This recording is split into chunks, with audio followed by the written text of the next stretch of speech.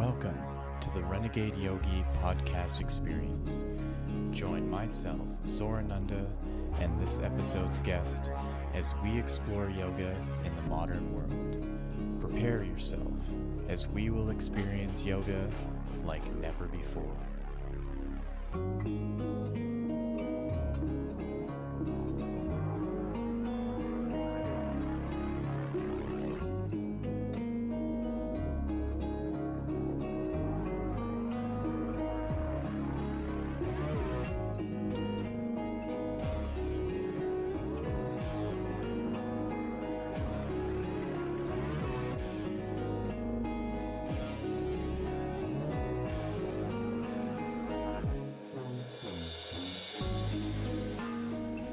So, welcome everybody to the Renegade Yogi Podcast Experience. I'm here today with Mira Taylor. She specializes in something called Integrative therapy, where it goes into the realm of spiritual and wellness. I'd like to obviously have her describe what that is, and then we can go into a more in-depth conversation about what it means to integrate spirituality into your life and how to handle spiritual work on a day-to-day basis that is comfortable for you and also challenges you to look at aspects of yourself that you may have been hiding from. So welcome, Mira, and I'm looking forward to having this conversation. And yeah, maybe if you can further explain to people what it is you do and how it works as a modality. Sure. So first of all, thank you very much for the opportunity to speak with you on the show and to share me and what I do with your audience. I hope that it is something that becomes beneficial for folks. So I'll kind of start with why I do what I do, which is that I was someone who did the 9-to-5 grind and felt pretty purposeless, and of course ended up in traditional therapy. But I was someone who, was raised with a strong scientific and spiritual background. I grew up, kind of having open source spirituality, if you will. And as I was in therapy, I noticed that it felt really clinical, and that there wasn't anything that gave me like spiritual nourishment or enrichment from it, that it felt, very devoid of it, that it was just trying to fix me. And so I sort of left it. I'm thankful for it because it helped me, realize things about the job I was in being, very incongruent to my belief systems and everything I wanted to do, and sort of took it and ran with it and was like, well, I've been in both of these two systems now that feel like they don't work. So now I get to have this lovely purpose for being that is evolving those systems, which is basically allowing for spirituality in daily life in a way that feels approachable for people, beneficial and constructive, making it something that doesn't feel difficult or like work, that it's a lot simpler of a practice than people give it credit for. That things like ritual can be as simple as spending 5 minutes in the morning saying kind things to yourself, and that is still a form of spirituality that produces really wonderful results for your mental health as well, your overall wellness. But that wellness as a whole, therapy as a whole, should be this practice that approaches mind, body, and spirit as a whole entity and takes care of all of them and understands that they should be existing in harmony and convergence with one another, understanding of one another, versus just the mind thinking that it has to fix everything. So I use a large range of, healing services. Basically, each one is interjected into each session depending on the person that is in the session and sort of the intuitive and organic process between me and that individual, the rapport that we've built. But that the goal is always to establish some goals for self with these clients, help them define a purpose for self. Turns out a sense of purposelessness is actually the number one leading cause of depression in adults, and help them find a way to live a spiritually enriching life. That yes, spirituality can be work, but that realistically it's about having spiritual enrichment in your daily life that helps it feel less like more work and more like something that's just natural for you to do, that helps you exist in the world in a way that feels easy instead of hard. Yeah, it's really interesting because I think that's the kind of typical drawback from the initial interest in spirituality is the seemingly like daunting task of a lifetime of continual self-work, right? Like continual shadow work, whatever labels that there are depending on what kind of school of spirituality you're entering. And that's a similar thing that I like to tell people as well. Like, for me being a yoga teacher, when they see someone at the peak of their practice who is just a professional in what they do, there's this hesitancy to want to get in because of this kind of daunting task ahead of them. Well, I'm not flexible. I can't sit still. My mind is super crazy and hectic, and I'm super fidgety. And so what I like to remind people is the benefits that come out of it are the type of change that you're wanting to see in your life.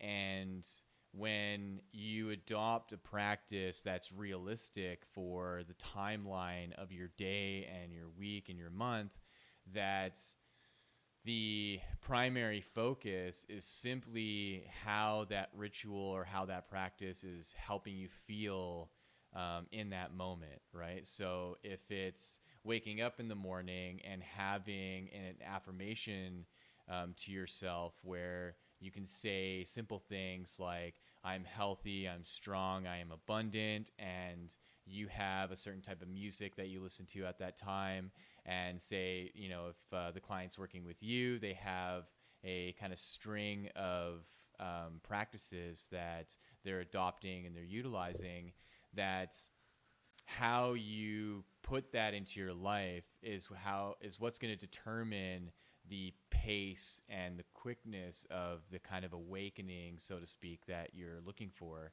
And so what I hear a lot in just like generally, if it's like through social media or the world, is that like the world is becoming a darker place, or it's evident that the world seems to be going in a direction.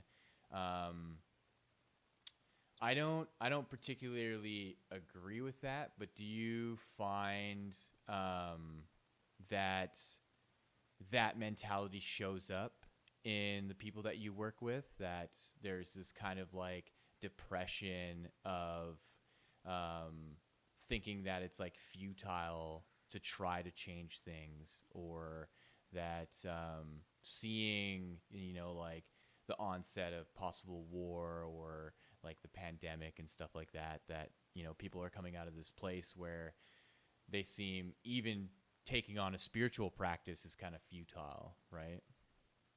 Yeah, so a lot of this actually converges with a concept of purposelessness, which is that with purposelessness over time usually comes a sense of hopelessness. That if you don't have a purpose, what's the purpose of any of it? We are microcosms of the greater macro. And so the more each individual within the collective gets that sense of a lack of self, a lack of spiritual identity, a lack of necessity for being, the more that becomes the truth for the collective. Interestingly enough, this is a lot of why I work with people on neurolinguistics, the way that they use language. Language is this really beautiful gift that we've been given. Like, not many people have thought about how special the biology is in the human form for us to be able, not only to be able to speak, but to be able to hear and perceive and enjoy language. And so many of us use it in this super self-effacing, self-degradatory way, even in our own mind.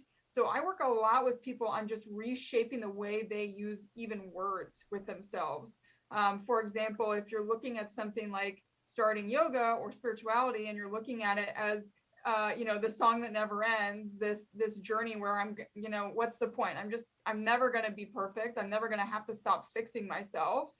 Instead of looking at it from the perspective of how cool is it that I was put in this vessel with consciousness as a co-creative being that gets to constantly evolve. I am never limited in my evolutionary process.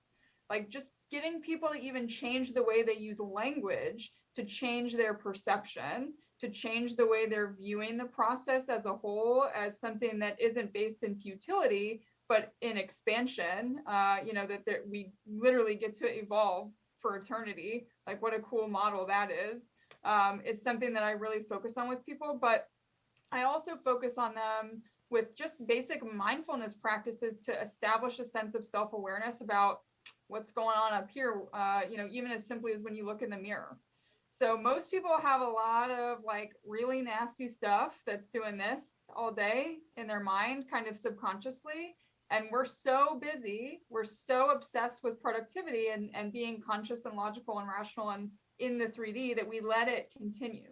We just let those thoughts like kind of go on a loop, even if they are limiting us or making us feel like something is out of reach for us.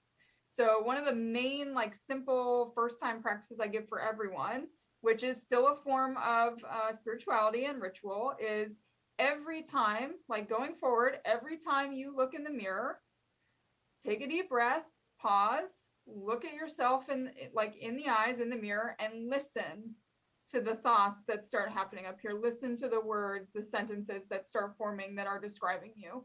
For most people, the first thing that comes to mind or the string of thoughts that come to mind are all about the things that aren't good enough yet, that they have to change about themselves, that other people are going to judge, that it makes them not good enough, basically. Whereas by working on that mindset, you can get to a place, you can sort of reprogram yourself, if you will, to a point where the subconscious condition naturally and organically says things like, I love you, you got this. Or what do we get to do for ourselves today that we deserve to do to reach for our dreams and goals? How can we do something that's enriching for us today?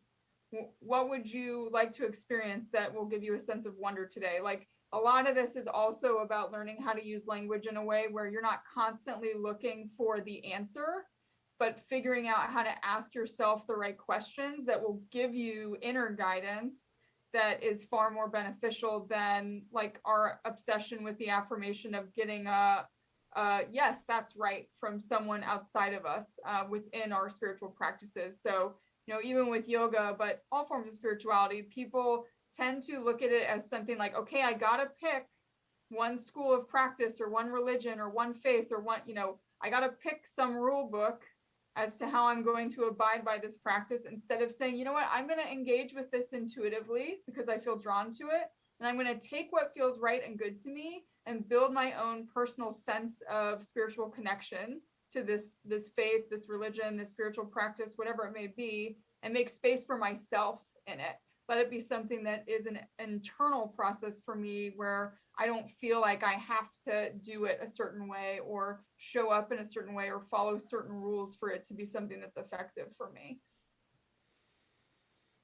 Yeah, and I think because there's this innate conditioning from when we're children to adults of following some kind of authority, that we almost can't help but want other people to tell us what to do, and I think that's the challenge with something like yoga or a spiritual practice that has that sense of freedom.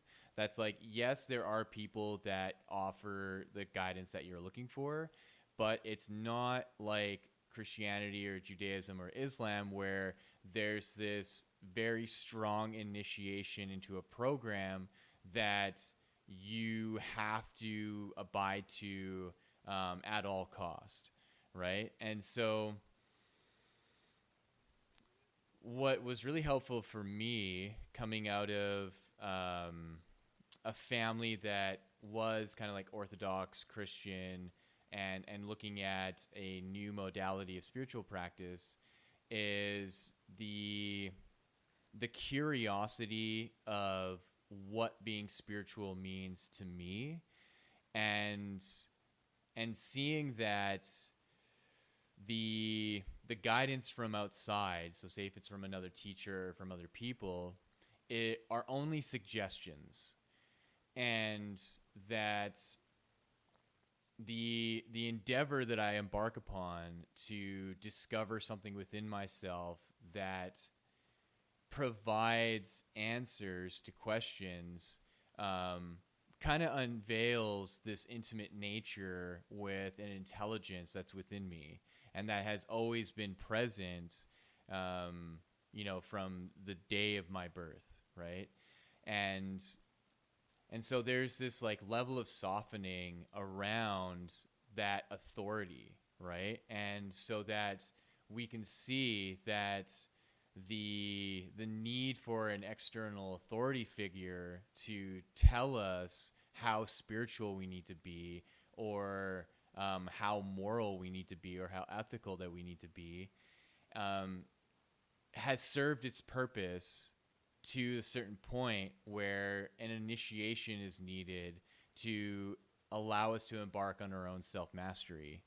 And that's really the angle that I take in explaining to people, and why I stepped out of the kind of yoga studio world and into this place where I attract people synchronistically who come to me and they either read my book or they listened to my music or they found my podcast, and they just ask me like, hey, what can you do for me? And the first thing I say is, all I can do is ask you questions and point towards the level of self-mastery that you already have within you, and to know that we're all just doing the best that we can. And there's no point on making any kind of stark comparison of me and what I know and where I've been and what I've done and where you're at, because I've been where you're at.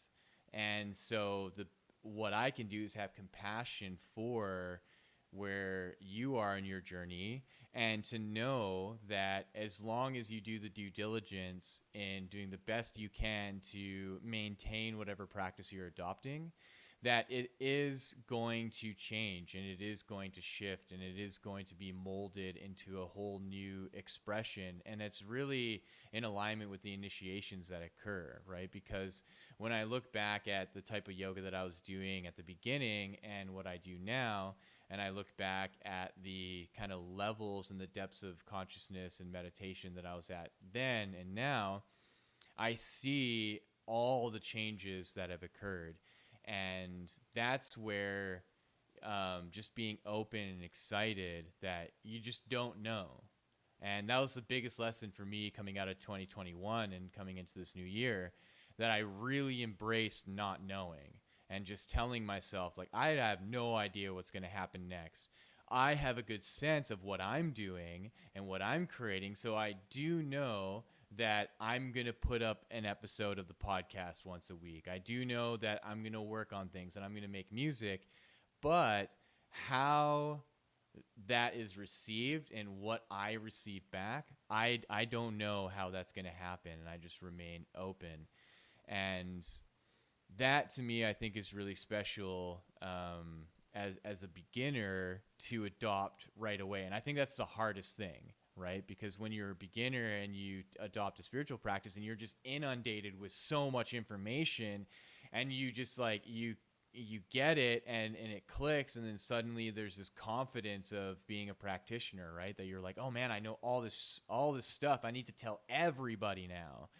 And to allow yourself to have that little surrender into like, well, and I really don't know, because I'm human and I'm like a child in the eyes of a planet that's been around for billions of years.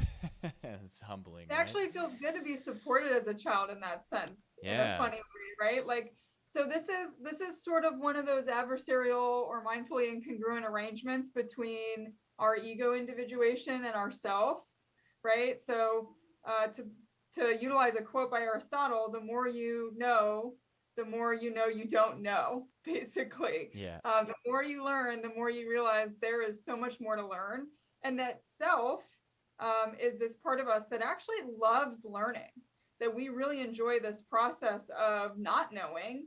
But then we have ego who looks at a space and sees all the things they don't know and gets sort of offended or affronted by it and can't cope with the fact that it doesn't know. So a lot of us deal with this sort of, even in our own mind, this adversarial arrangement before we get into any new form of practice or learning something new, where ego is like offended that it feels dumb, it feels insecure for not knowing things, and is really unkind to us in our own mind about it. Whereas self is like, no, we're here to learn. It's okay to not know. Just let yourself, as you said, be a child to this. Let yourself be supported by guidance. Let your vulnerability in a new space where you are open and honest about, wanting support and guidance from others, that you're an open book to it, is usually the way that resonates most with the people that are meant for you, and that helps draw in the best and, sort of truest teachers for you, that will be the most effective and that will help you build a practice that's organic instead of dictatorial. But I really loved what you said about, being a child again. So many of us get to a point in our life where that sense of being a child is like, not appropriate anymore. But a sense of childlike wonder, of being in that emotional state, is actually highly healing to the mind, body, and spirit. It opens us up to this idea that we're allowed to be cradled by creation, and that we don't have to be in control of everything, that we only can and should be in control of this, but in a way that's kind to us and that helps us evolve instead of limits us. Yeah, and that kind of touches on what we were talking about before we started recording. Is like the sense of processing any fear around the spiritual work, right? And how kind of daunting the task becomes because of a growing responsibility around that spiritual work.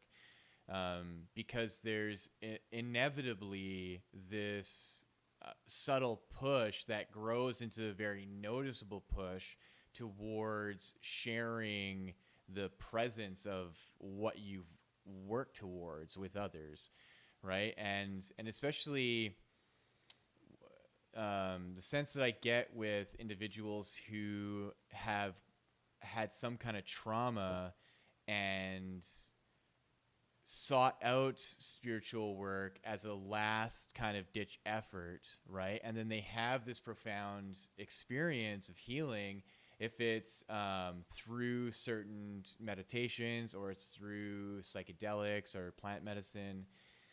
And then, coming out of that and through the residual presence, suddenly starting to get this guidance like, hey, now you kind of have a responsibility of what you do with this, and there's a pretty important choice to make, and how fear comes up and is like a great initiator. It's like, are you going to be at the whim of this fear and perpetually held down, or can you look at this fear and see that it's coming up because you're actually ready to face it now? You're actually ready to take the presence from that healing experience and to embed it into the fear, so that the fear can then dissipate and uncover the immense power that you have to step forward into this new path that's been laid out. And so I wonder if that's something that you've faced with the clients that you've had, and how you've been able to help people kind of overcome that fear. So one of the main things that people fear is, other people's judgment. is one of the first things that our ego fears. Our self really, like our truest core self really doesn't fear that much. But the tool or perspective that I always give to people, or the question that I always ask them is, if you're looking at it from a third party perspective and you see a person just being their truest self, just, totally acting as their purest form, and another human being judges that, which is the thing that actually requires work, that should be changed? The judgment or the pure self-expression? It's the judgment, right? So it's understanding that by being your truest self, by purely expressing self on a regular basis without that fear of judgment, you're actually creating a solution for the judger to do their work. Whereas if we exist in a state of fear of judgment that makes us mold ourselves as ego to fit that person's narrative, to be a persona that's more comfortable for them, we took on work that wasn't ours and created a problem for both of us. So a lot of what I work with in perspective too is, how can you constantly make being your truest self the solution, which it is always the solution, instead of viewing it as a problem. So many people look at that scenario of like judgment, for example, and think that, okay, if I'm judged, I'm the problem, I have to change. Instead of looking at it from the perspective of, nope, I was my truest self. That makes me a solution always. This is abrasion, right? This is an abrasive force that I'm coming up against. And if let's like use a metaphor for that too, which is, if you're the gem and this is abrasiveness, which is required to polish a gem, you have to be intentional about how you interact with it. So you are going to look at the way you're putting yourself up against abrasive forces like judgment, and being intentional about how you move against it and with it and form yourself through it, instead of letting judgment change you because of your fear, where it just sits on you and grinds you down, right? No one's going to get a nice lustrous pearl or gem from that. They're going to get just a grounded down stump or nothing, right? Eventually it just gets pulverized. So, there's the other mantra that I give folks, which is sort of the oldest one in the book, is there's nothing to fear but fear itself. And one of the things that fear is really good at is making us scared of talking about our fears.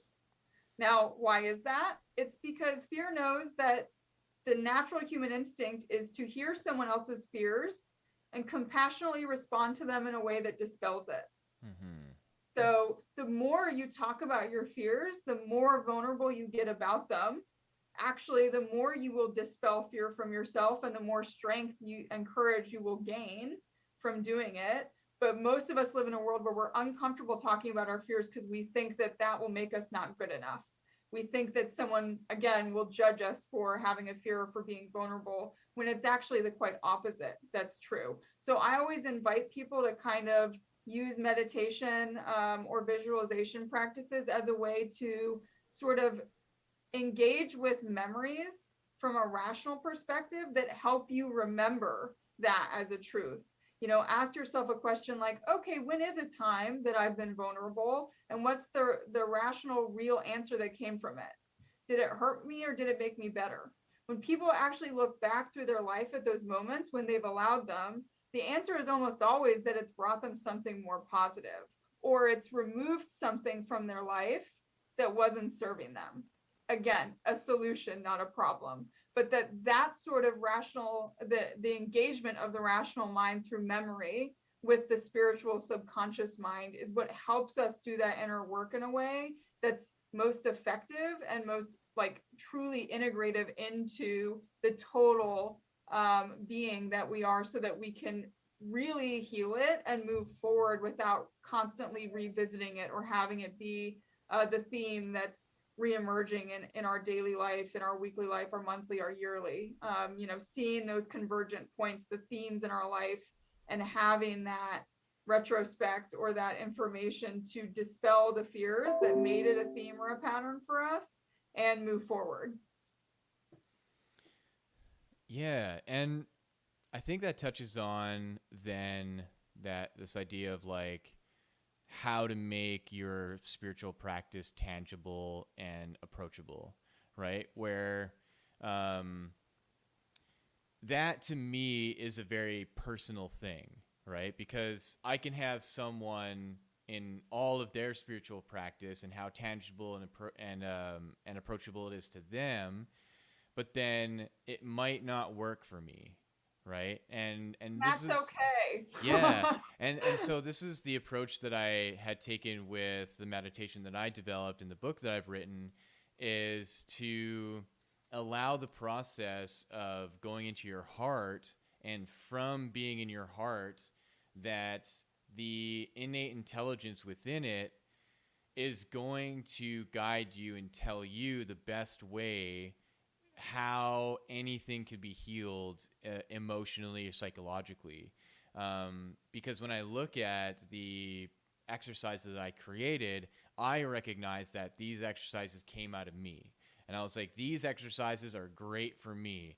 And I still put them out in the book, but I iterated clearly that these are just guidelines of examples of what you can do. And, you know, you're more than welcome to try them out. And if they don't work, the fundamental process of going into your heart, that is generally going to work. And that just is a process that we can all utilize. That is just our basic function of focus, right? Of just what it takes for us to go inward and place our attention on our heart. And from that point, me as just an external individual, I don't have any say or control on what then happens internally for you, because I'm not a part of that process. The only time I'm a part of the process is the step-by-step guidance of going into your heart. And you can utilize the exercises and meditations that I've created. But what I know through just like the intuition of the heart is that each and every person that does this kind of meditation is for themselves going to find something that is going to work on just their heart themselves, communicating, hey, there's this thing from your past that happened. Here's a good way to deal with it. And I think that's the interesting thing with meditation, is that we've been kind of convinced that it's as easy as opening up an app and doing this 5-minute, like, oh, like you hear this like soft voice, like guide you through breathing. And then that's it, really. Right. But that the power of it is utilizing this organ that we have in us that is like literally the life giver. You know, I make this comparison that you can literally lose function of your brain, but you can still be alive, right? You can seemingly just be completely in a vegetative state where you can't communicate at all, but your heart is still pumping and it's still providing blood and oxygen. You'll still survive. Whereas you have any kind of irreparable damage to your heart in any way, like it ends your life almost immediately. You can't live from like getting shot in the heart or having a major heart attack unless like some kind of intervention happens, right? So there's this like innate power within it that shows us the like inherent ability to meditate in its space. And I think really communicating to people that how to make it tangible is really important. So like, what would you tell like a client in regards to like tangibility and how to make it approachable? For meditation specifically? Yeah, or just like a spiritual practice, like in general. So I use, affirmations or mantras a lot. I also use breath work a lot. And just working through your like body as something that is, instead of like, to your point, the heart, out of the total mind or the total brain that is the body, the heart is actually supposed to be the point of origin for it as far as being the golden compass, That's right? Like I exactly refer what to I it as call it our too. golden compass.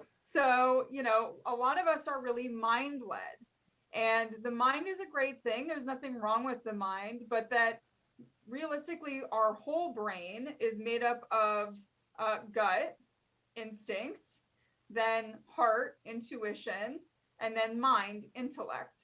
And that these are the two things that usually get in arguments with each other if this is the leader. And sometimes the instinct is not even heard. It's totally overridden. Or sometimes the instinct is so unheard and it has no rapport with up here really that it takes over, right? So this is like where reactivity comes from, or that fight or flight response comes from, because at a certain point your gut's going to be like, I'm taking the wheel.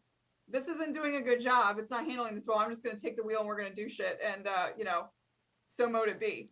But that if this is active and present and that you're being a heart-led individual, which also helps connect you to the present and feel worthy as you are, like the heart is very aware that it's perfectly good as it is. It doesn't feel any requirement to change. Mm-hmm. It's, biologically speaking, this is a pretty perfect system as is. So getting heart-centered is really important. Breath work is such a huge one. Like there are so many people that don't even realize how little they're really breathing on a daily basis. This needs to breathe. This needs oxygen to be able to think best. And the better this thinks, the better these two think, and the better the whole system works together for, a more whole intelligence.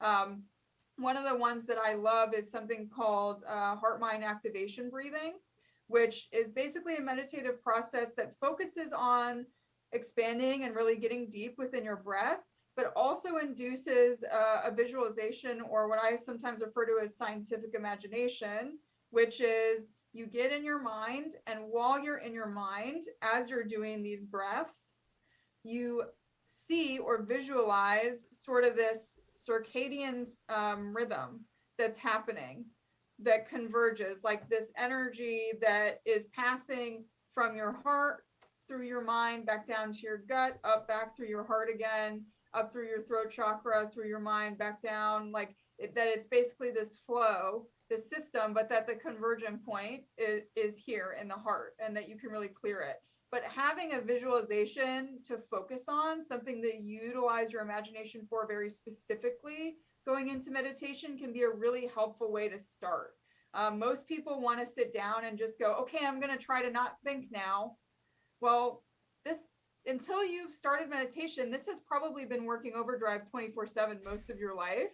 So the idea of going from 60 to 0 like that is pretty dangerous, and it's also not going to make you feel like you're good at it. So one, setting an intention of what you're going to focus on, from like a body perspective, from a connection perspective before you go into it. And two, having something like a breath work with visualization that you can do that's simple but repetitive, can be very helpful also. One of the things that I also work on people with is something called EFT, or emotional release tapping therapy. And part of the reason that can be very effective in meditation, as you get more like muscle memory with it, is it just gives you something physical to do with your body to focus on, to stay present, instead of this, kind of wandering and reaching for stuff that it thinks it has to do while you're meditating. But, for most people, meditation is also something where, like, I can sit right here, right now, and do a heart activation breathing, and that's meditation. Mm-hmm. I do not need to be in a yoga studio, sitting on a yoga mat, sitting a certain way, dressed a certain way to be able to meditate. Most people don't think about it that way. You can do it in the shower. You can meditate in the shower. For some people, that's a great way to meditate because it's a very cleansing experience to be in the shower anyway. But you can also do it just laying in your bed. There's no right way to meditate as long as you're trying to approach it in a way that is helping you feel better. But really setting that intent and starting out with an understanding of, you know what? It's okay that I don't know how to have a clear mind right now. I'm going to learn how to use this intentionally for visualization. And then I'll be able to get to a point where I can control it to the sense that it doesn't have this eagerness to constantly be thinking or doing something. I'll be able to get to a state of just sleep mode with it, or kind of silence mode, if you will. That's so healing for people.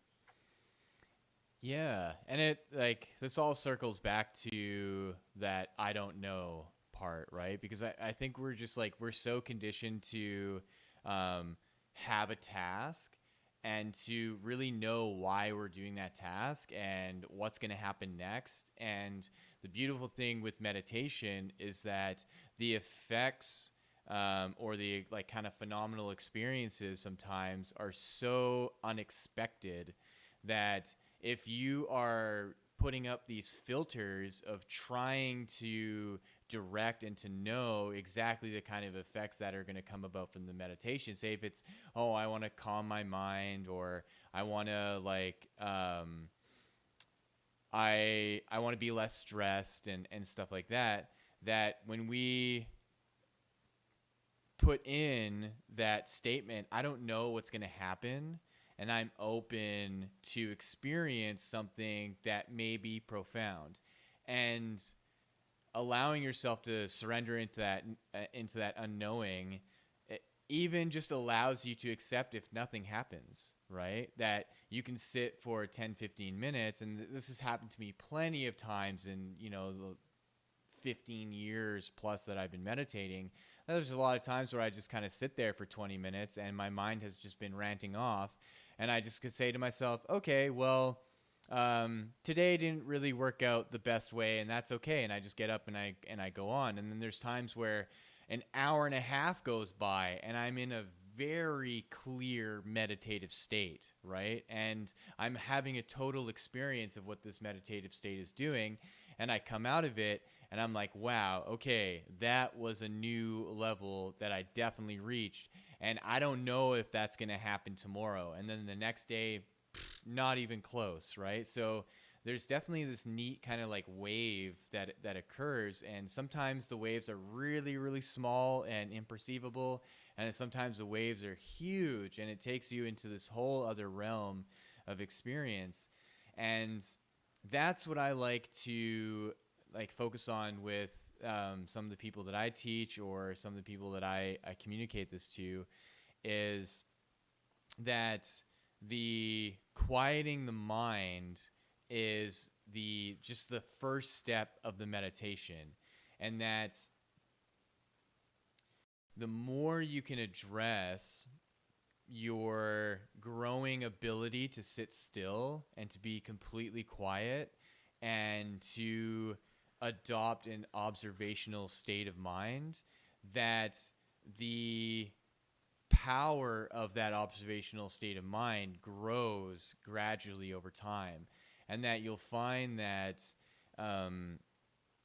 the processing of past emotions and anything stored within the nervous system comes up intuitively at your capacity, right? And I think this kind of plays into the fear thing too, where people are just kind of innately afraid of dealing with something huge that happened in their past, right? That they've spent years trying to ignore it or let it go, when in fact it's just being held in their nervous system and it's creating all these complications.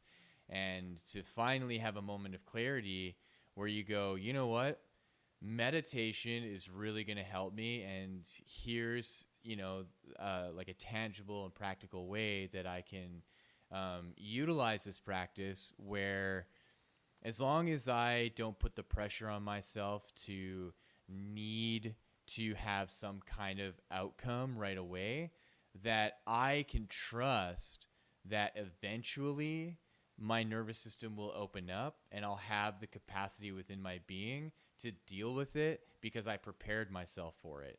And that to me has been the biggest thing, is the daily, or, whenever you can, utilization of meditation is a preparation to that big moment, that all the synchronicities come into effect, where the more you meditate, the more you seek it out in community, the more that community gives you opportunity to go on retreats or do workshops. And then suddenly you're in a workshop or you're in a retreat, and all of that time spent leading to that moment is finally the synchronicity that unveils to you, okay, you're ready to do this huge healing, and you just happen to be in a place that's more conducive to it, right? Where the time spent at home is like the mundane, like maintenance of it, right? Is of that every day of like, I'm going to sit for 20 minutes and today nothing happened. And, and then 2 weeks Perfect. later, yeah. And nothing should happen. yeah. And then 2 weeks later, it's like, nothing. yeah. And it's like 2 weeks later, I sat down for 10 minutes, but something happened in that nothingness that is actually quite a profound realization. And it's like a blip too. It's not like this whole drawn out thing. It's like this phrase that comes up and you're like, whoa, I never thought of it that way. Right. And then suddenly you go to that retreat, and then just the people that you're around, or the setting and the environment just cracks you open. And then suddenly, you have like immense expressive crying and processing. And then that's the meditation too, right? It's not that like you sat in silence, you went outer body. It's like just doing the work in that environment. Suddenly all this stuff comes up, and the meditation is just releasing and processing and healing. Yeah, it's funny that you bring up crying. Crying is one of those things that people are so uncomfortable with. They think it's a sign of weakness in self-expression, and also there's this inherent belief that it must mean that I'm sad. So that's something I always try to get people to think about too, because I have had that meditative experience where I just started sobbing, and I asked myself, like, do I actually feel sad right now? No. So maybe, like, just like you cry at the birth of a child, it's possible to cry, like it sort of feels like your spirit crying because it's so happy that you're finally leaving this space open for it to be present in you. And it's like, yes, finally, I'm so happy, I'm so joyous. It's not just sadness that brings forth tears for us. So people making space for like that genuine emotive outward expression, that emotional release, like what you're talking about as part of the meditative experience, is so important too. It's something that people are so incredibly uncomfortable with. And again, something that you can observe. I love that you brought up the observer effect. It's, even in daily life, even in 3D context, the observer effect can be highly effective with how we engage with our emotions.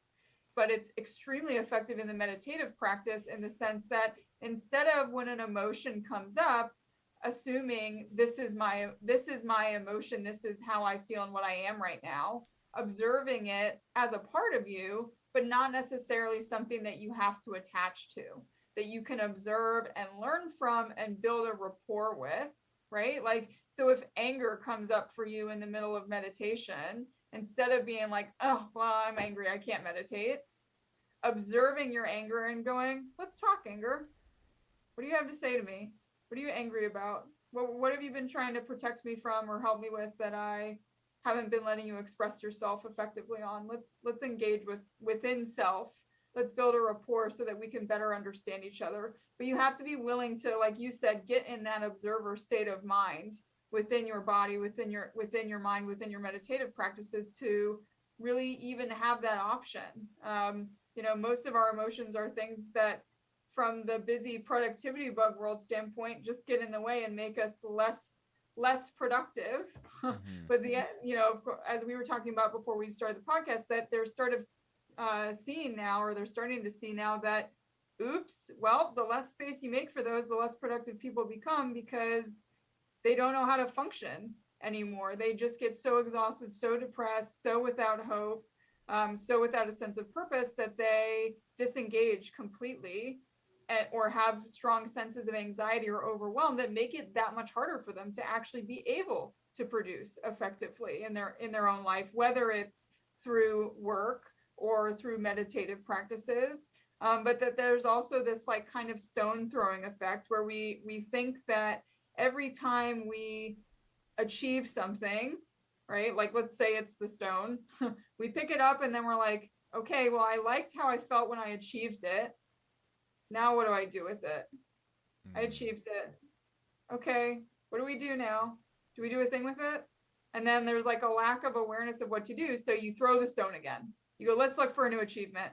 That's what makes me feel good. That's what I need to feel good about myself and to feel worthy in life. Instead of every time you actually achieve something, like really sitting with it and being grateful for it and using it as a reminder that you've always been worthy exactly as you are, and that all of these things that you achieve are just an evolutionary or learning process for spirit as you continue to grow and expand within yourself. Yeah, and I think that last part, right, like the growth and expansion, that I think many people have a hard time with because of this like perception that the world is a hard place, and that it's just like everyone's around you to bring you down, and so it's like it's inconceivable or incomprehensible to consider growth and expansion when it's like every other day something is coming up, right? It's like, oh, I got another parking ticket. It's like, oh, someone smashed my car window and I've got to replace that. Or, it's like I'm late on this payment or that. And that's where I stress, like, this is where a spiritual practice comes hand in hand with dealing those things, because almost no matter what, you're going to be thrown curveballs in something as just being a human being, and the karma that we have that we need to fulfill in the spontaneous events that we have no control over. And so the spiritual practice is this modality so that you can view those experiences in a new perspective, so that you can learn how to not like avoid those things, but to evolve yourself and to advance yourself. And this is where the growth and the expansion is, that you expand out of that way of living, right? So then you find yourself in a year or 2 or 5 years, suddenly you're like, wait, no one's broken into my car for a while. I didn't lose my keys for a while. I didn't have this happen. I don't have like weird vet bills. I don't like these like weird things aren't happening. And it's just because of how the meditation and the spiritual practice and that ritual has starting to organize our being, and it's starting to organize our energies, and it's starting to organize our mind in the way that we operate, so that we're on top of things. So it's like, hey, every other day I lose my keys. Why do I do that? It's like, oh, because I don't have a single place that I put them. I always just kind of throw them around somewhere. And so that opportunity to take on a meditation where one day you're just like, you know what? I'm just going to get a freaking hook, and I'm going to hook my keys on that hook every day. And then suddenly you're not losing your keys anymore. And so this is like that practicality of the spiritual practice that, Yes. yeah, you can look at it as like this profound ephemeral, like experience of going out our body and exploring all these worlds, or it's like really mundane, and it's like, it's helped me not lose my keys. And then it's having that practice as a ritual when you walk through your door, that's still ritual. yeah. People don't, brushing your teeth every day is a ritual, realistically, like from a technical perspective. Yeah. People have this concept that ritual must be this like religiosity thing. Yeah, it's like I need to put on my cloak and like have my dagger and my podium, and it's like, yeah, that's great if you want to conjure up some shit. But when you just like sit down and meditate and like calm yourself and have a clear mind, suddenly that clear mind, your heart or your intelligence is going to come up and be like, get a freaking hook for your keys. Okay. And it's just like, okay, I'm going to do that today.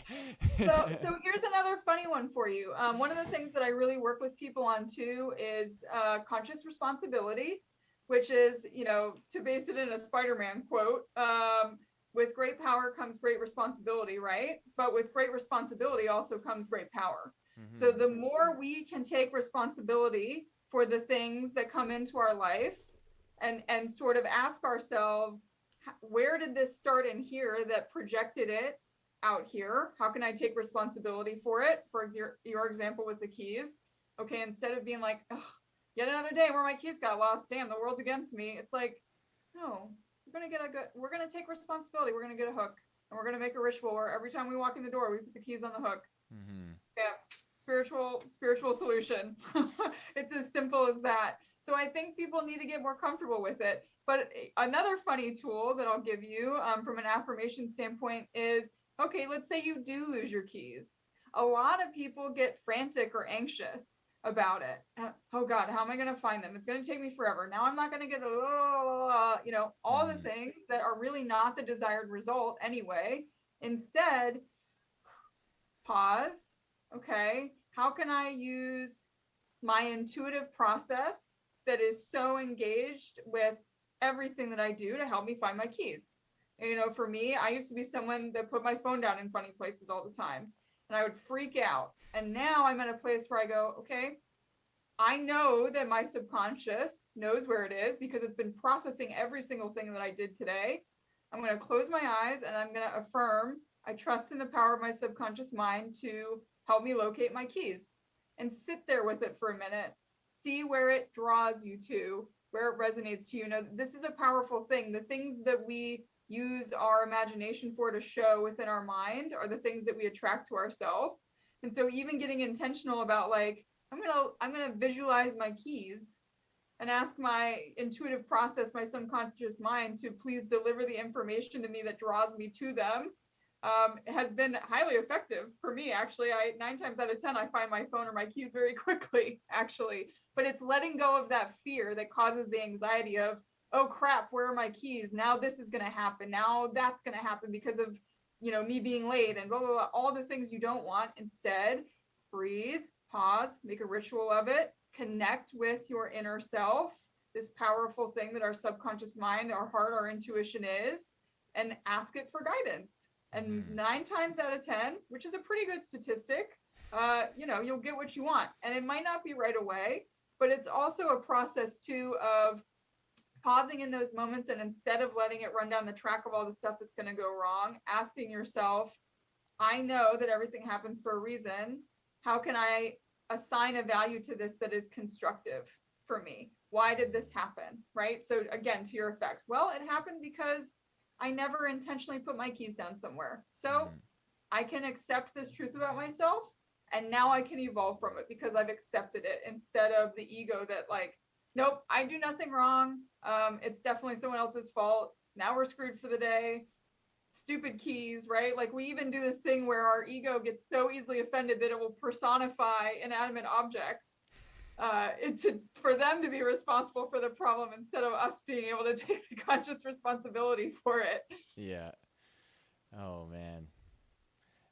Yeah, and that and that's responsibility. So even something as simple like that, and utilizing meditation and spiritual practice to address just like a mundane pattern, is I think this is where it goes into that like growth and expansion, because once you start to dial in little things like losing your wallet or losing your keys, or like even locking your keys in your car, or these like little things that seem to perpetuate more and more, that once you dial in that state, like that responsibility of dealing with these things, is that is where the initiation for the growth and the expansion occurs, because then that intuitive guidance will start to show you more important things, right? So like bigger things, it'll be like life purpose things, right? So maybe the next one is like, okay, really take care of your taxes. Who cares about government, blah, blah, blah, blah, government stuff, evil this, capitalism, whatever. Just take care of your taxes. And then the next level is like, okay, now start like really thinking about what you're doing in your work and your business. And it's just so amazing how it starts to compound more and more into other layers of your life. And then that's where I feel it draws you deeper into your meditation, because then you start to contemplate bigger things. And then the need for the little things are taken care of, and now you have room within yourself to deal with the bigger things because you don't have these little minor inconveniences always popping up, right? At least that's kind of how it's worked with me, and how I've seen myself kind of like level up over the last kind of couple years, and the opportunities that come out of it, right? Like all of a sudden a new community of podcasters that I meet, and, you know, meeting someone like you, and, you know, all of a sudden I can see clearly the level of responsibility that's needed for then the next level. It's like, okay, if I'm really wanting to reach out there and have a bigger audience and network more, then I really have to take care of the groundwork of what it means to put out regular episodes, and what it means to show up as a participant in the community, right? Yeah, I love that. So conscious responsibility is something that can even be utilized like within belief systems. So asking yourself before you go into a meditative practice, what belief systems are limiting me? I trust in the power of my subconscious mind to show me these answers, right? Will help you kind of bring forth some of the beliefs that are shaping your reality in a way that is either limiting you or harming you. So to your example earlier, the mind that goes about its day thinking that everything's happening to it instead of for it doesn't exist in the best form of reality, because its belief system is telling it that the world is against it. And so it is, because that's the way, that's the perspective, that's the lens, that the belief system that you're constantly looking at the world through. So belief systems basically are the lens that covers our vision of the truest reality of what we're existing in as it is. And so one of the ones that I work with too, I work a lot with clients who are kind of deconstructing from religious trauma, actually, and assigning an understanding to them to take conscious responsibility for the belief systems that they have that have been shaping them and their reality in a way that is really not the desired result. So, for example, a lot of people who come from Orthodox Christianity have been given this belief system that they've consumed and subconsciously integrated, that the only reason you exist on earth is to suffer, that this is a punishment. Well, if you have that belief system, guess what reality is going to give you? Guess what you're going to perceive from reality? So you have to be willing to take conscious responsibility even for existing belief systems and ask yourself, one, is this giving me the desired result from the co-creative process? If it's not, how can I change it? What do I really want? What is it making me think about the world and humanity, right? Like that kind of question you brought up earlier about how people sort of have these apocalyptic world-ending belief systems or sense of hopelessness. Well, got to take responsibility for it. If that's a belief you have, but it's not actually what you want from the co-creative process in the world, you got to be willing to change that. But meditation is this great space to ask those questions and allow the intuitive process to kind of bring them to you in a way that you can absorb the information and be vulnerable to it, and then actually make the change. Like you have to be willing to trust that everything that comes to you through the meditative process is also intended for your benefit too. So again, if you go into meditation, you have the mindset or belief system that the world is against you, well, you're going to get a lot of thoughts in here that reflect that also. So taking the time to even change a belief system before you go into meditation, or using meditation as a way to observe the thoughts that your belief system brings you, aligns you with, is a really good practice too. If you sit down and you're meditating and every thought that comes into your mind is about something bad that's going to happen, okay, what belief system do I have? What have I accepted as a truth for me and my reality that is making me aligned with this sort of information to my receiver, the brain, right? Like, because this is realistically a receiver. Mm-hmm. The other thing I always tell people too, actually, as far as meditation goes, is our ego and the productivity mindset thinks that every thought that happens in here is ours, right? Like we immediately are like, it's happening in here, it must be mine. instead of understanding that this is a receiver and a projector, right? Like when we imagine things, when we work with things in our mind, we also project them, but that realistically it's a receiver. And that if you have a thought coming in that is not a desired result, that does not make you feel good, you have a choice to decide whether it's actually your thought. You can choose to say something like, I observe and release this thought. Mm-hmm. Or thank you, but no thank you. This thought is not for me. This is one of the ways that you can kind of start like changing your frequency in meditation too, to get you to a place that's more enjoyable, so that everything that's happening up here doesn't feel like something that's attacking you, right? Like most people get in here and the first time they sit down and do it, it feels like they're being attacked by their thoughts, instead of this being the safe place, the sanctuary that it's supposed to be for all of us. Yeah, and I think this kind of goes into a couple of the last points that we were kind of discussing before, is like the okayness of neutrality, right? That like, you know, and I totally agree with that kind of like fundamental kind of function of the brain as a receiver and a projector. And I think the way that I wrote about it in my book is the difference between thoughts and thinking, right? That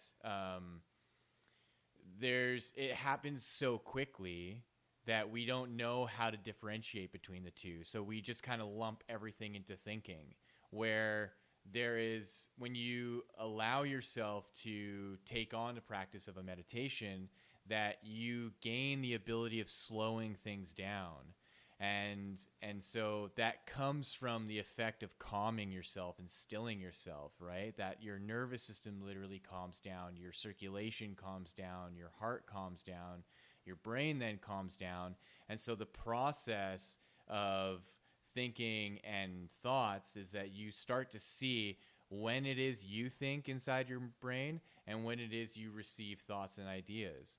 And it's a huge aha moment for many of us, because then we can see how the combination of powerful breath work and meditation shields us from incoming thoughts all the time, because they can be really intrusive and they can be quite abusive as well. We can be receiving things and our brain interprets it in a certain way, where suddenly we're seeing images and we're having thoughts that are almost like foreign to us, but we think they're ours, and we suddenly have this like bias towards ourselves that we're like a terrible person for having these thoughts, when really it could be that there's so much happening around us that we're like, I literally could be receiving thought processes from other people. And it's weird to think that way, because we hold such a like a sanctimonious view of inside of our brain that it's like no one has access to it, right? But then when we open ourselves up to the possibility that we are actually receiving so much from the totality of humanity just through our collective conscious, that understanding how to achieve a neutral state is really going to allow us to have the equanimity within us, so that in that neutral state is seated like bliss and joy and happiness. And so that becomes our safe haven, that we train ourselves more so to go into that neutrality, so then a shield is sort of created, and that from that, in that space, is this new blossoming and growing beautiful plant of bliss and joy. And then that is our exuding presence. And I think this is the effect that a lot of like truly ascended and enlightened masters have, is that they walk into a room and you just feel it. You all of a sudden feel that what you are receiving from this presence is that joy and bliss, and suddenly you're receiving these thoughts that are just amazing. It's like you just hear immediately inside your mind these amazing affirmations and these mantras of just beauty and peace. And you can clearly associate it with this person that's not doing it from this like showboating, oh, look at my presence, I'm so enlightened. It's just so wholehearted that it's just that person is just immediately giving so much love in their presence, that it's affecting you in this positive way. And even though it's a positive way, it's inspiring that neutrality of how to come into yourself, into that neutral point, and to express a presence that is going to encourage upliftment and love and joy. I completely agree. So I'm glad you brought up the neutrality thing, because it's something that I talk about with people a lot. Most people have no sense of awareness around what just being, what feeling neutral is for them. They don't really think about it. And so there are two modes of being that we accept, which again goes back into this belief system thing, that if you're not feeling good, right, or like really up and joyous and excited and full of energy and blah, blah, blah, all the things that productivity mindset tells us we have to be feeling good.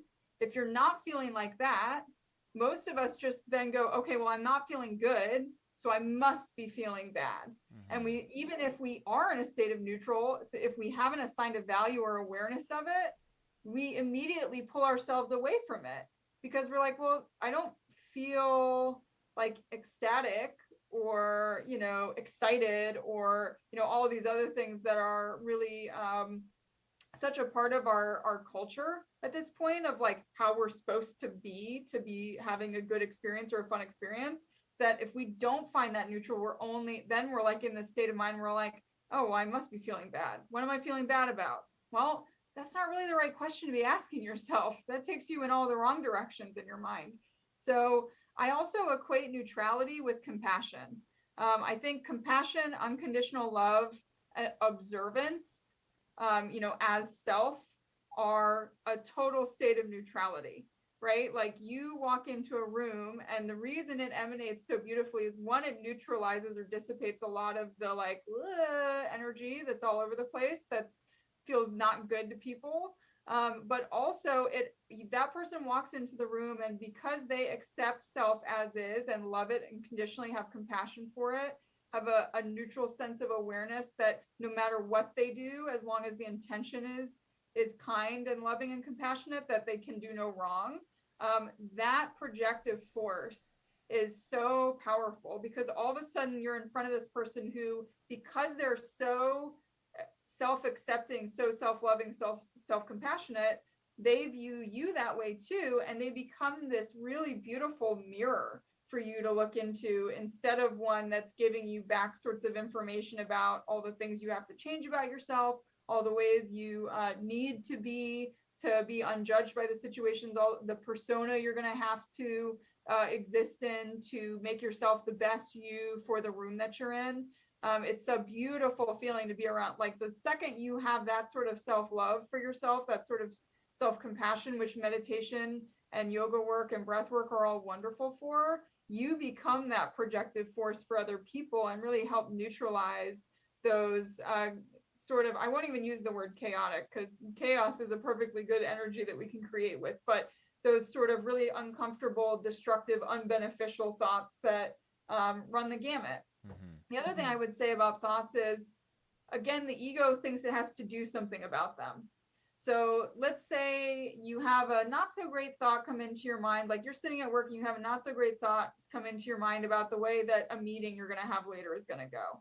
Well, most of the time we then use our imagination to like play that out, even though realistically we know this isn't a desired result from that meeting. We don't want it to feel that way. We don't want to create that reality for ourselves. So having that moment to have that neutral state of awareness where you can observe it and go, wait, this isn't what I want. Okay, what does that mean I do want from this meeting? I'm going to intentionally think about that instead and replace it. Even that is technically a state of meditation that you can learn to interject in your daily life in a way that helps shape a reality that you actually want, instead of thinking that, okay, if a negative thought comes into my mind, I'm going to play it out. I'm going to hero my way through this thought, instead of, well, maybe I don't need to be a hero, because then that means I have to have an adversary. I'd like to just have a meeting that goes really well. So I'm going to think about and see that. And I use that as an example because I did that to myself. You know, you only know what you know when you know it, and then you do better. But I used to do that to myself all the time when I worked in a 9-to-5, like sort of corporate entity position. Is I would have a meeting later and my mind would run wild with all of the things that could go wrong with it. And guess what I got from the meeting? So having an understanding of how powerful this is too is such a cool part of finding that neutral, because the more neutral you can be, the more observant and compassionate you can be to yourself and to others, the easier it gets to engage with your imagination in a way that is really beneficial to you, instead of letting it like run the train track that goes nowhere that you want it to go. Yeah. Yeah, it's really beautiful, and it speaks to just everyday living, right? Because I think in my experience of being within like a kind of conscious community within the city that I'm in, and then just like the kind of like world of spirituality, is there's this like glamour of being spiritual, where it means like living in a tropical paradise and wearing all these like flowing clothes and being around just like super heightened spiritual people. But to me, like that's just so isolating and really elitist, when the gift of spirituality is for all of humanity, in whoever and wherever you are, right? To someone working in an office, to a plumber, to an electrician, to a politician, to, it doesn't matter, right? And the state of the world and the influences that try to make this planet unbearable is something, as just like a normal everyday person, is kind of out of our control. And so the best thing that we can do as someone that is informed about some kind of spirituality is to adopt a practice that allows our life to become as joyous and happy as possible. And that's why like I like to tell people, like, no, don't quit your job right away just because you found this. It's like, allow it to be a gradual process where you shift into a role that is more purposeful, and that can mean that your acceptance of where you are in your mundane life is a part of that initiation, right? Like, so for me, people on the outside can look at what I do and look at all the modalities that I do, and they can be like, wow, you live this like perfect spiritual life. It's like, well, sure, if it like looks like that to you, but I also have a muggle 9-to-5 job, right? And I know that's just the role that I'm playing right now, and some karma that I'm fulfilling just personally in my life. And I know the process of getting into deeper, or into the role of a spiritual practitioner deeper and deeper, is more of a lengthy process for me personally. And I've accepted that because I've tried to rush into it, and I've tried to drop everything. And to me, just in my own kind of dharma, that just doesn't work, right? So I like to advise and kind of give guidance that, like, if you have the opportunity to shift into this like new endeavor, and it's not going to create a negative ripple around if like your family or friends or anything, then totally do it. But if you find that you're in a position where you can't just quit your job, because then you're not going to have your like basic needs met, right? You're going to put yourself into a really challenging situation, especially if you don't have the foundation built up yet, where you have clientele and stuff like that, where if it makes sense to kind of ride out that position and to build it up so that you can go, okay, I can comfortably leave this, and now I can fully adopt this. Great. And then there are the people, of course, that are like, I really don't want to be in my job, and I just need to leave it, and I need to wholeheartedly jump into this thing, and I don't know what's going to happen. And they just get through that turmoil, right? So that's the beautiful thing about this whole process, is like there's so many ways around doing it, and it's amazing to navigate it personally so you can see where it is that you fit, right?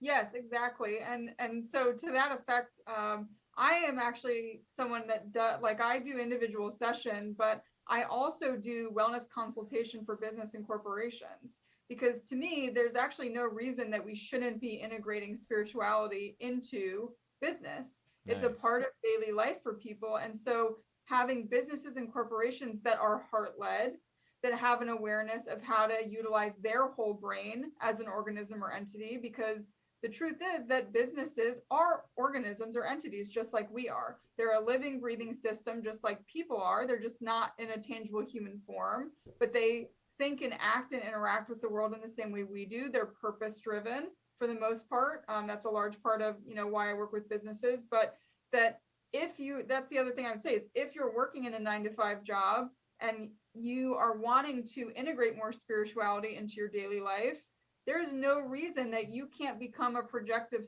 force in that space that creates space for others to have more spirituality present in the workforce.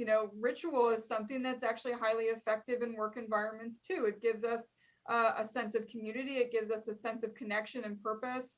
It helps us feel like we're here for a reason, in the job too.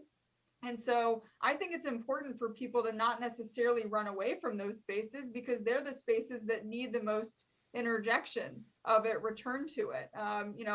For me, there's absolutely no reason that the intuitive process shouldn't hold a safe place in meetings. So I actually teach business leaders how to ask questions in meetings that allow space for it. At the end of the meeting, instead of saying, this is what we're going to do next, or what are the ideas that you have, asking a question very intentionally, like, does anyone have an intuitive idea about the best way to go about this project? Or does anyone have a gut instinct about the best way to approach this client? I really want to open the rapport and get people to share about those things. But most of the time in corporate settings, that's not the way that we're given, right? Like, that's why everyone wants to run from the 9 to 5, because they're living in that space that tells them exactly when to do and when to do it, which they've been super comfortable with up until this point. And now that they're a more spiritual and centered within self person, that doesn't feel comfortable anymore. But the thing I would say is, don't run from it, lean into it, and help that space grow and change and evolve. I have a strong belief that we experience parts of life, maybe broken systems or systems that need to evolve, because we're the ones who are intended to help evolve and change it. And so if you experience that system and realize how much it's not working, and you run and everyone runs away from it, it's never going to evolve or change. You got to be willing to engage with it. So if that means doing something that you think would be embarrassing, like before a meeting, sitting there and doing your heart activation breath to the point that someone in the room goes, "What are you doing?" Well, guess what? This is an opportunity for you to share about a spiritual practice that actually will really help in a meeting, right? Mm-hmm. Like, if everyone sat in a meeting, even in a corporate environment, and did HAB together for 1 to 2 minutes and really got like syncopated with each other and really opened their heart centers to their mind and their instinct in their body, what a more effective and efficient meeting that would be than if you just walk into it thinking that you're here to be told what's going to happen and how to take your commands and fulfill orders, basically. Yeah. Man, that's really incredible. And Stay in those spaces, people. Don't run from them. You're there to change them. They will mold around you, not the other way around. Yeah, exactly. And that was my perspective as well, as a spiritual practitioner, being in the workforce that I am, is that I then act as a kind of beacon for the people around me, even if it's conscious or not. Like, even if it's just me and my presence being there and the work that I do, and just sharing that presence openly with people, where it's not about me trying to convince people of something spiritual or having these conversations. It's just literally me being in my practice, because there's plenty of times where I'm at work and I'm chanting mantras and I'm like doing just like subtle breath work, and where then there are some people where we're having this open dialogue, and that then your purpose as a spiritual practitioner becomes really clear in the workplace that you're in. And so then you can utilize that as an opportunity to share that presence in a way that no one else is doing, right? Out of like 1 out of 20, you know, you're the one person that in that whole office where you look around, you're like, wow, I'm literally the only person that does like a spiritual practice like this. So I have now my own obligation to be that kind of a representative for this. And that to me is where the kind of like growth and expansion then occurs for not only yourself but the people around, right? Yeah, so that sense of isolation of being the only one is again one of those things from a language perspective that many of us go, I'm the odd man out, I'm the problem, right? But realistically, if we look at the situation from an observer effect, from a rational engagement, you're the solution, right? You're the solution to the environment that is not working for almost anyone. So I hope that people will sort of engage with that sense of self too through their spiritual practices and journey, that if you're having that sort of spiritual expression in the workforce or in the workplace, that by just being you, by just being your spiritually centered self, you're becoming a potential solution instead of that like falling into the odd man out syndrome of, well, because I'm not like everyone else, I'm just causing problems or I must be the problem. I think that's awesome that, you know, and again, it's not to foie gras spirituality down anyone's throat. It's literally just to stay in that space and ask for spirituality for yourself in the space to be allowed, and then seeing who resonates or connects with it, who gets drawn to it and who wants to learn from it. Because most people will watch you do something like that and have a moment where they're like, I want to know what that's about. And they open their mind to, it actually opens their mind to the idea that, oh, well, maybe this isn't the way that meetings have to go. Maybe this isn't the way I have to approach how I talk with my coworkers or with higher ups. Maybe I can actually make space for this in my daily life too, because this seems to be working well, right? Like just be the change you want to see the world in the world, basically. Yeah. Well, I think that's a good place to wrap up this conversation. It's been just amazing talking with you.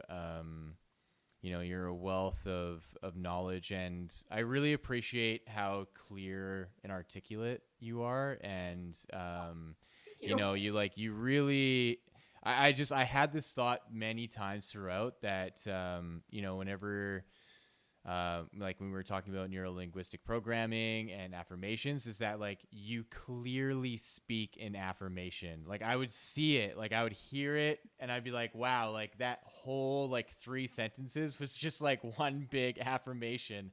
Yes. So yeah, that points to how this all works, right? That like you can literally program yourself into this, and so that your normal day-to-day speaking is like literally affirmations.